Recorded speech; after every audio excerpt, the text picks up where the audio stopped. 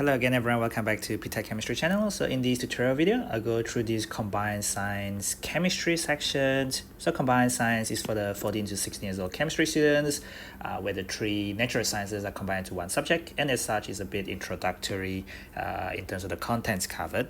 So this is work 1 for this environmental chemistry, of which you would have watched the associated lecture tutorials prior to actually going through the work.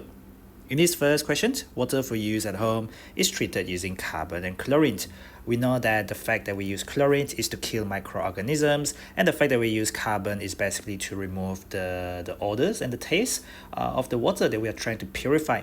All in all, this is part of the purification of water topic, the first section in your notes, essentially, the first section in the previous lecture tutorial. So explain the purpose. As I mentioned, the carbon there is to remove the odor. The odor is the smell and also the taste in the water. Okay, so to remove any foul odor or bad odor, basically if you got bad taste or bad smell in the water. Okay. And the chlorine is basically to kill harmful microbes or harmful microorganism, whichever word you like. If you like to use microbes, you use that. If you like to use harmful microorganisms, you can use that as well. That's the whole purpose of using chlorine there. Now, in some parts of the world, as I mentioned in the lecture tutorial, such as in Singapore, so they don't have clean water supply, so they get their water from the sea, essentially, the South China Sea, by doing this process called desalination. So D means to remove, so salination there, saline refers to the salt which is NaCl, and this is removing. This is removing or removal of the sodium chloride salt, so the NaS plus Cl minus sodium chloride salt from your year 9 ionic bonding topic, and this is from the seawater. So you are doing distillation essentially, and you're doing distillation of the seawater to remove the salt and collect pure water. So to collect pure distilled water, or to form pure distilled water that will boil off at 100 degrees Celsius, which is the boiling point of pure water. Now these are a diagram showing you the water samples passing through various places, starting from the river source, water that flows down from the mountain. And this is the information about the water samples, about the dissolved oxygen and the temperature associated with this particular location. So up high in the mountain, temperature is really low, and as it passes through, this is through the power station, and as it passes through a power station, it gets a bit warmer. The dissolved oxygen has decreased a little bit. As it passes through down here, B there is still not as warm, and dissolved oxygen has decreased a little bit, and you do the water treatment, and then it goes to C, and then that is enough, that is sufficiently safe for supplying to town for human to drink, and the rest of it is just passed to the sea. This is no purification. So the top bit here is no purification, because you are not trying to make it safe for drinking, because it's just going to the sea.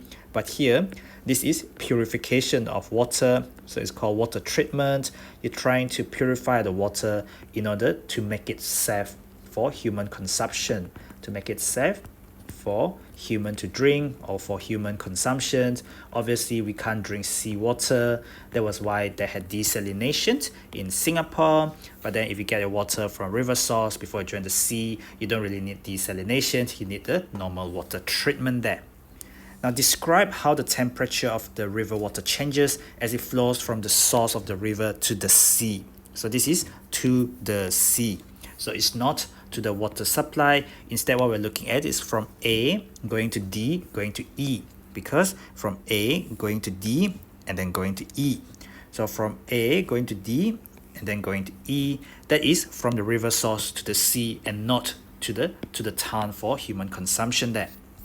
Describe how the temperature of the river water changes.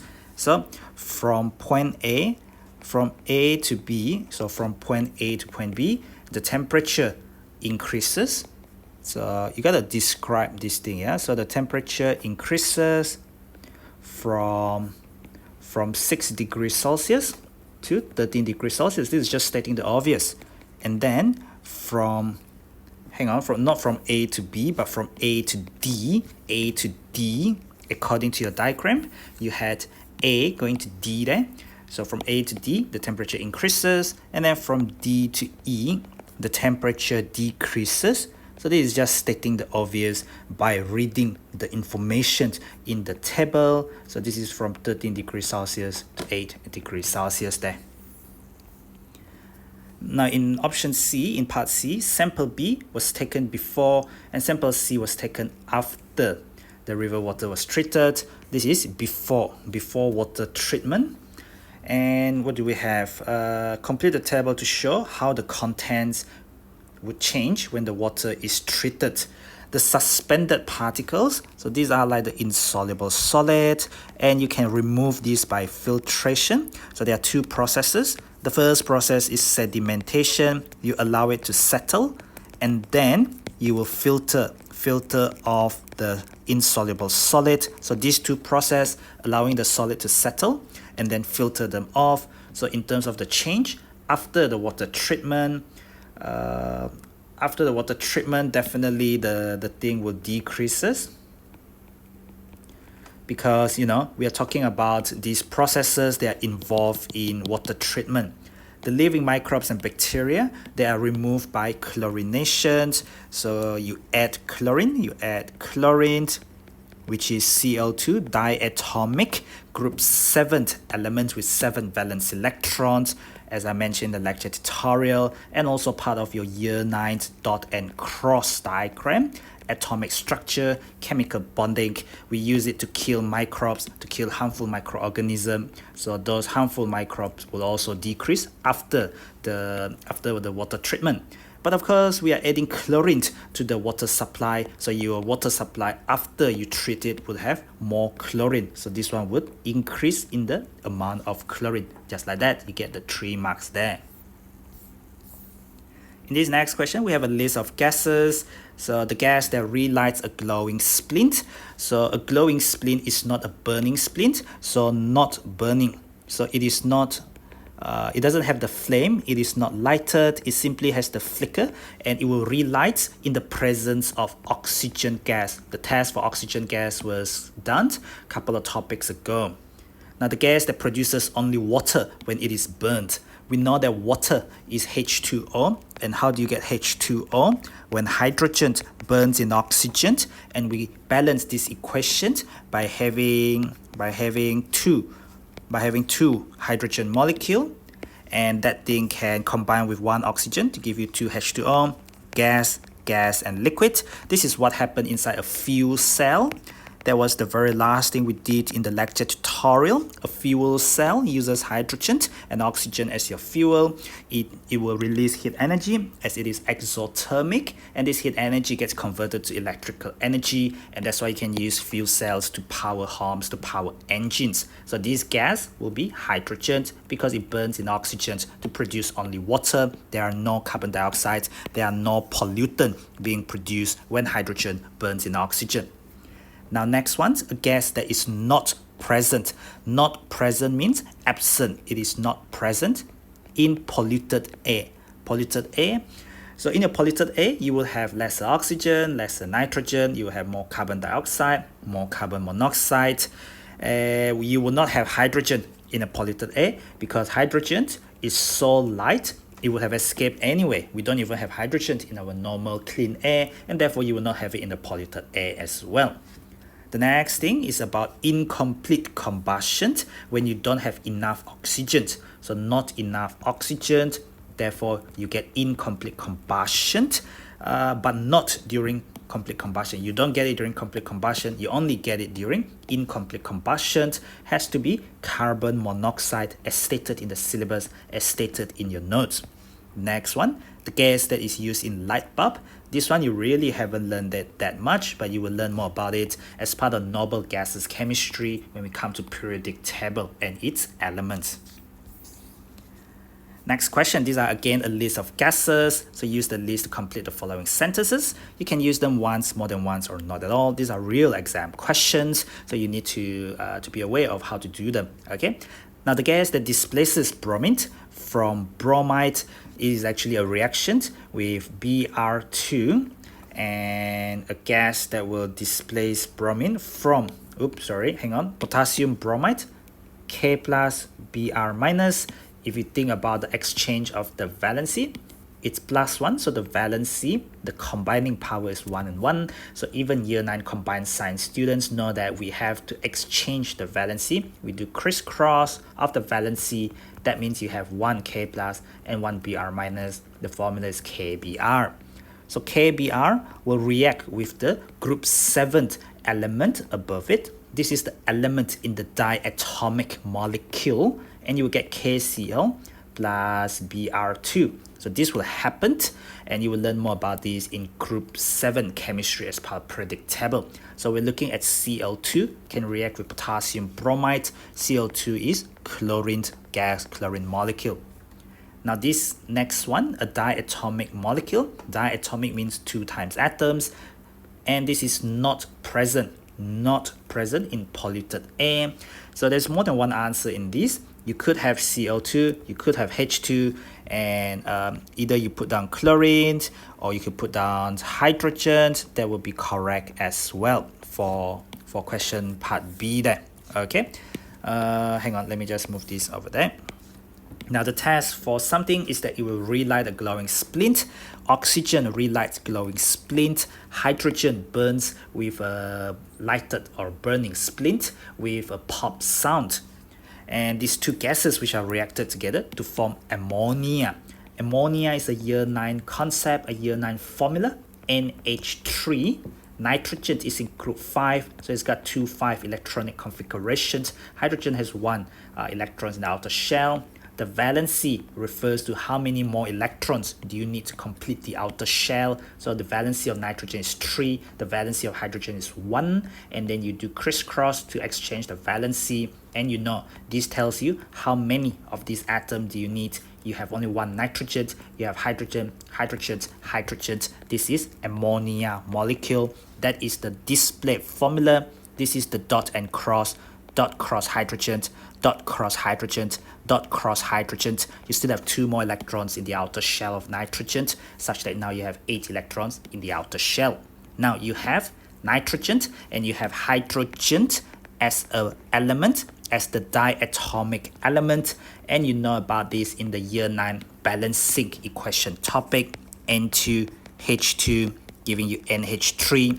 Balancing equation, 2 nitrogen, you need 2 nitrogen in front. You cannot change the formula there because these formulas are fixed based on structure and bonding from your year 9 topic. And now I have 6 hydrogen atoms because 2 times 3 is 6. This molecule cannot be changed, so I must have 3 H2 there.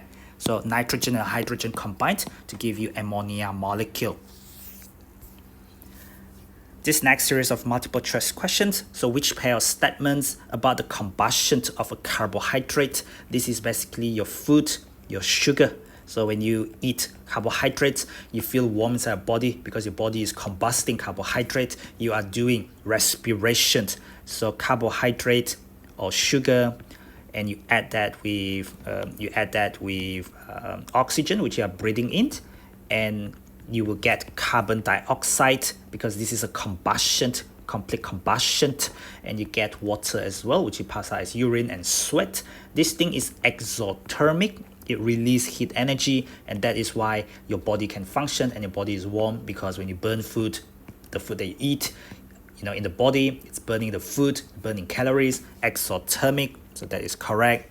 Oxygen is used up. That is correct because it uses oxygen. No catalyst is needed. That is correct.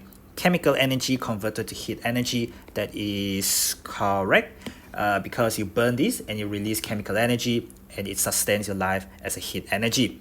Now photosynthesis is the opposite. Photosynthesis is going the opposite, carbon dioxide plus water, giving you carbohydrate, oxygen. So this is correct.